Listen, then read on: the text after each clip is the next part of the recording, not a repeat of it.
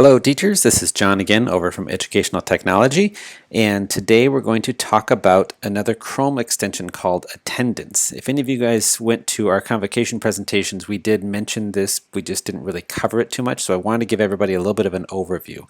So first off, let me start by saying this is not required. You don't have to do this, but with online learning and the increase in synchronous learning, especially for those of you using Google Meet, this is a pretty invaluable tool just to be able to take those snapshots of attendance so that you can worry about it after class or just make it automated.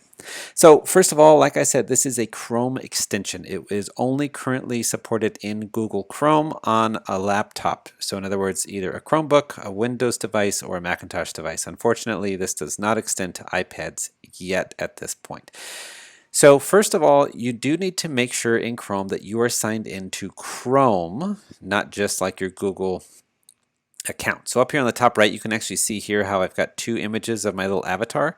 The bottom one shows me that I am currently logged into Google. The top one shows me I am actually logged into Chrome. Technically, they're kind of the same thing, but you do need to make sure you're signed into Chrome. So if not, click up here, make sure you are signed in.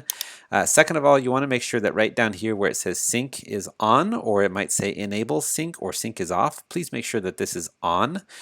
Just a little bit of background for you guys. What that does is it makes sure that all of your bookmarks like these, your tabs, anything else that you're doing in Chrome will sync across Chrome devices. So if you have a work laptop, and then you're going to use Chrome on a personal laptop, or you jump over to a Chromebook or whatever you want, all that stuff syncs across. It makes your life a lot easier, so long as you understand that this sync is your work and district account. So anyway, let's just pretend those are on.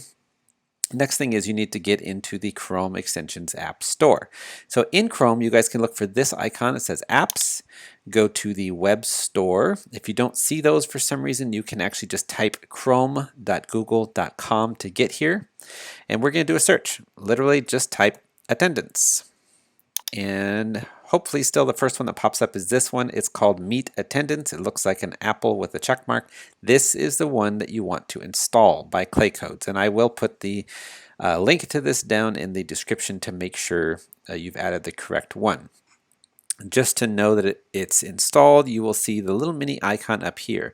Now this will only be active when you're actually in a Meet session. So real quick overview of what this does for you. Notice up here on the right, now that I'm in a Google Meet, it is now active. You will need to, by the way, give it permission to access your Google account, which hopefully most of us are very used to. Okay, so now that you are in a Google Meet, it pretty much runs on its own and it runs in the background. So when you click on the People tab, Show Everyone, that is how you just took attendance. Now, I only have got two people in here, myself and a student, but you can see here this new little teal check mark. That is the extension running within here. So real quick overview of what you need to see here. This one is add a sheet, because remember what it's doing is it's recording your information into a Google Sheet, a spreadsheet. To see your spreadsheet, simply click the icon and it will open up in a new tab. So you can see here, I took a snapshot this morning. It's just showing me the timestamp, the date, the timestamp, the link that this was taken from, and then who was in attendance. So getting back to my Meet here, that's how I access it. If you would like to create a new sheet or a new spreadsheet, like say you do one a month or one a week or one a quarter or trimester, whatever, that's totally up to you. That is where you would create those new sheets or spreadsheets. Next one over is just on and off. If for some reason it's distracting, you can turn it off. You can turn it back on. Not a big deal. The next one is auto scroll. That will just allow to make sure you're seeing the top and the bottom and all of your students at one time. And the last one's probably the most important if you're not paying for this, which we're not recommending at this time. What the snapshot does is at any point in time when you click the snapshot, it will record a new time-stamped attendance in your spreadsheet. So now that I just clicked that, I now see over here a new snapshot of the participants, what time they joined, and I can expand these to make sure I see everything, and then the duration. So our recommendation would be once you're ready to start class, take a snapshot under attendance.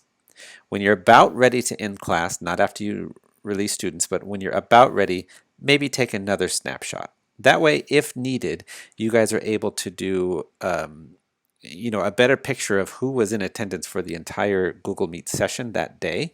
But again, the nice thing is all you've got to do is go under here, click on snapshot, it will record a beginning, do it again at the end, you've got an end, and then you now have an automated attendance that you can use to enter into Aries. So again, you don't have to do this, but hopefully it's very helpful for you, especially if we forget to do attendance in Aries right off the bat. This just kind of allows you to free up a little bit more instructional time so that you can do attendance later. Hope that helps everybody out. Again, if you guys have any questions, please shoot them over to Educational Technology, and we love to support you and create any other tutorials that you need. And with that, I will say, remember that you cannot be an analog teacher in a digital world. See you next time.